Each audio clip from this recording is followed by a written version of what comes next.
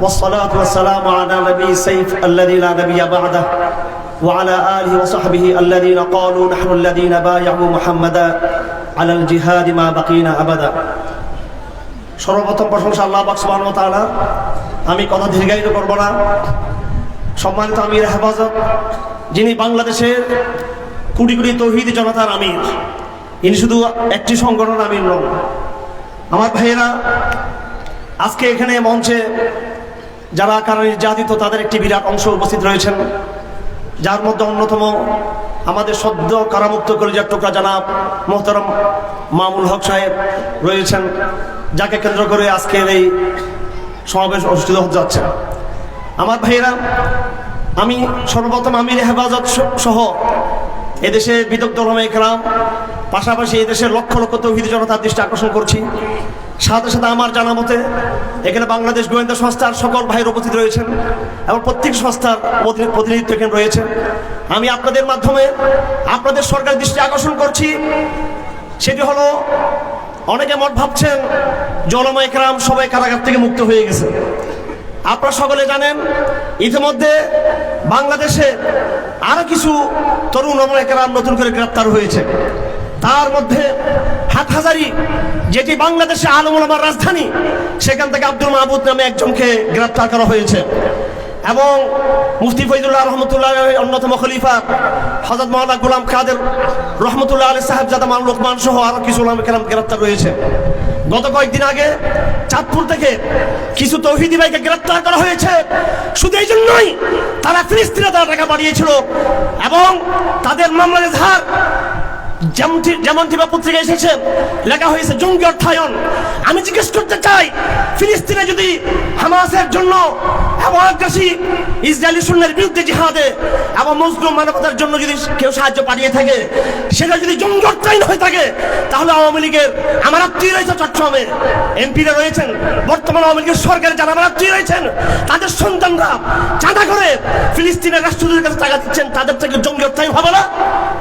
এই জন্য আমি আজকের এই মহাবাস থেকে, আজকের আয়োজন থেকে দায়িত্বহীন কণ্ঠে আওয়াজ তুলছি, জিজ্ঞেস করতে চাই, যারা কারণে নির্যাতিত ওলামায়ে কেরাম রয়েছেন, আপনার এই দাবি শুনে একমত কিনা? অন্যায়ভাবে ইনোসেন্ট নির্দোষ যে সমস্ত মুসলিমদেরকে গ্রেপ্তার করা হচ্ছে, অবিলম্বে সবাইকে ছেড়ে দিতে হবে, মুক্ত করতে হবে সবাইকে। নম্বর 2, শিক্ষানীতি সম্পর্কে আপনারা সকলে জানেন, যা হওয়ার হয়ে গেছে। এখন বর্তমান জুন মাস শুরু হয়েছে, June, July, August, September, October, November মাস। আগামী নভেম্বর ডিসেম্বরের আগে সরকারের কাছে দাবি থাকবে, শিক্ষাবর্ষ 2025 সাল শুরু হওয়ার আগেই এমন এক শিক্ষানীতি প্রচলন করতে হবে। বিগত শিক্ষানীতিতে যা ছিল, শিক্ষা সিলেবাসে যা ছিল 2013 সালে, 23 সালে, 22 সালের, সেগুলোকে সংশোধন করে নতুন এক শিক্ষা ব্যবস্থা চালু করতে হবে ওলামায়ে কেরামদের সাথে পরামর্শ করে। এবং এনাফ সময় রয়েছে সরকারের হাতে, এই কয়েক মাস সরকার ওলামায়ে কেরামদের সাথে পরামর্শ করে আশা করি সঠিক সিদ্ধান্ত নেবেন। আমার তৃতীয় কথা হলো, আমার ভাইয়েরা, বহুমুখী চক্রান্ত আমরা পড়ে গিয়েছি। ফিলিস্তিন কেন্দ্রিক আন্তর্জাতিক গ্লোবাল ইহুদিবাদী শক্তি, খ্রিস্টানবাদী শক্তি আজ আমাদের বিরুদ্ধে ঐক্যবদ্ধ হয়েছে।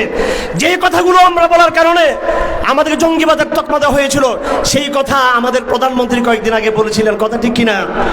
তিনি বলেছিলেন পার্বত্য চট্টগ্রামকে কেন্দ্র করে খ্রিস্টান রাজ্য তৈরির সৃষ্টির একটি পায়তারা করা হচ্ছে। আমরা প্রধানমন্ত্রীর বক্তব্য ঐক্যমত্য পোষণ করছি আমরা। এবং সাথে সাথে আমি আহ্বান করব, তিনি যদি এবং তার সরকার এবং এদেশে অমর তৌহিদ জনতাকে নিয়ে যদি সেই চক্রান্তকে মোকাবেলা করতে চান, আমরা সেই যুদ্ধে, আমরা কিন্তু সেই সংগ্রাম আমরা শরীক থাকবো। পাশাপাশি আমি দৃষ্টি আকর্ষণ করছি, শুধু কেবল খ্রিস্টানবাদের চক্রান্ত নয়, এই দেশে হিন্দুত্ববাদ, পৌত্তলিকতার চক্রান্ত আরো গভীরভাবে প্রসারিত হয়েছে, সে সম্পর্কে সাবধান হতে হবে।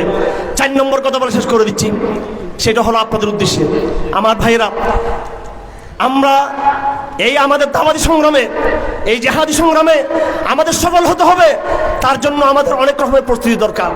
সবার আগে যেটা আমাদের দরকার, সেটা হলো ঐক্যবদ্ধভাবে একজন আমিরের আন্ডারে আমাদের আনুগত্য ঘোষণা করা।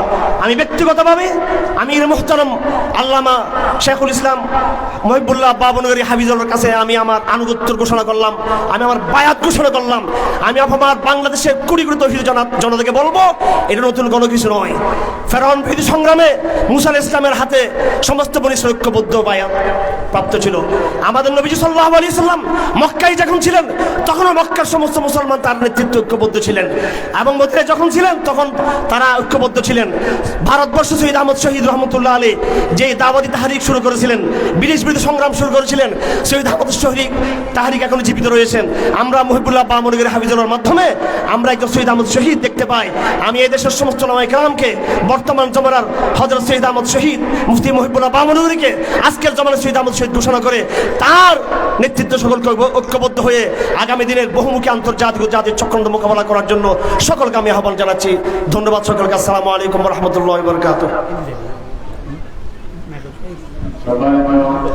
উপস্থিতি এখন আমরা যার জন্য আমরা